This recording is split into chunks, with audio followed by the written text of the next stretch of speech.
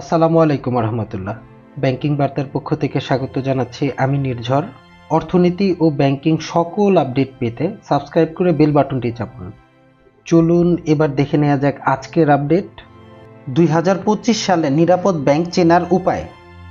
বাংলাদেশের ব্যাংকিং খাত নিয়ে দীর্ঘদিন ধরেই চলছে বিস্তর আলোচনা সমালোচনা। আদতে কোন ব্যাংকের কী হাল তা বোঝার মাপকাঠি কী? ব্যাংক বাছাইয়ের জন্য কোন বিষয়গুলো বিবেচনা করতে পারে একজন গ্রাহক? এই সকল প্রশ্নের উত্তরই জানব আজকের এই ভিডিওতে। অর্থনীতিবিদরা বলে থাকেন, ব্যাংক ভালো আছে কি নেই তা জানা যায় ব্যালেন্স শিট এবং ইনকাম স্টেটমেন্ট থেকে। সেগুলোই সত্যিকারের আর্থিক প্রতিবেদন। তবে তারা আরও কয়েকটি বিষয়কে মানদণ্ড হিসেবে দেখার কথা বলছেন।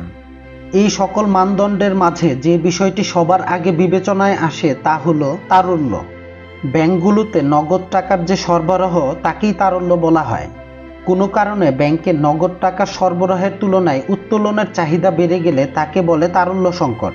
তারল্য সংকট ব্যাংক খাতের স্বাস্থ্য সম্পর্কে ধারণা দেয় বলে জানান সেন্টার ফর পলিসি ডায়ালগের নির্বাহী পরিচালক ফাহমিদা খাতুন।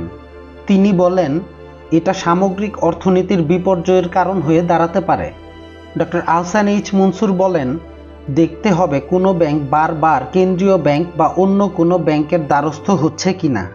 যদি বারবার কেন্দ্রীয় ব্যাংকের দ্বারস্থ হয় তার মানে তাদের হাতে লিকুইডিটি নেই। কোনো ব্যাংকে তারল্য সংকট দেখা দিলে তারা তখন নির্দিষ্ট সুদের বিনিময়ে অন্য ব্যাংক থেকে টাকা ধার করতে শুরু করে। এই সুদের হারকে বলে কল মানি রেট। দ্বিতীয় মানদণ্ডটি হচ্ছে মূলধনের পর্যাপ্ততা ও ব্যাংকের আয়। মূলধন একটি ব্যাংকের মূল শক্তির জায়গা। মূলধন কাঠামো ও প্রতিষ্ঠানের সম্পদের বিপরীতে মূলধনের অনুপাতের সক্ষমতা বেশি হওয়া জরুরি। কোনো ব্যাংক কতটা লাভজনক অবস্থায় আছে তা থেকেও ওই ব্যাংকের আর্থিক সক্ষমতা সম্পর্কে ধারণা পাওয়া যায়। ডক্টর আহসান এইচ মনসুর বলেন, ব্যাংকের প্রফিটেবিলিটি কেমন, রিটার্ন কেমন, প্রফিট কি হচ্ছে এসব জানা জরুরি। তাহলে অর্থ জমা রাখা বা ব্যাংকিং সংক্রান্ত অন্যান্য সিদ্ধান্ত নেওয়া সহজ হয়। সেই সাথে একটি ব্যাংকের ডিপোজিট গ্রোথ থেকে বোঝা যায় ব্যাংকটি কেমন করছে।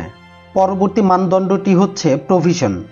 প্রভিশন হলো ঋণের মান অনুযায়ী সঞ্চিতি রাখা, যাতে ঋণ দেওয়া টাকা ফেরত পাওয়া না গেলেও ওই টাকা ব্যাংক তার মুনাফা থেকে রাখা অর্থ দিয়ে আমানতকারীদের চাহিদা মেটাতে সক্ষম হয়। প্রভিশনের মাধ্যমে যে ঋণগুলো খেলাপিগ্রস্ত হওয়ার কারণে শ্রেণীকরণ করা হয়েছে সেগুলো আর ফেরত পাওয়া যাবে না ধরে একটি নির্দিষ্ট শতাংশ পরিমাণ ব্যাংকের মুনাফা থেকে কমিয়ে দেখাতে হয়।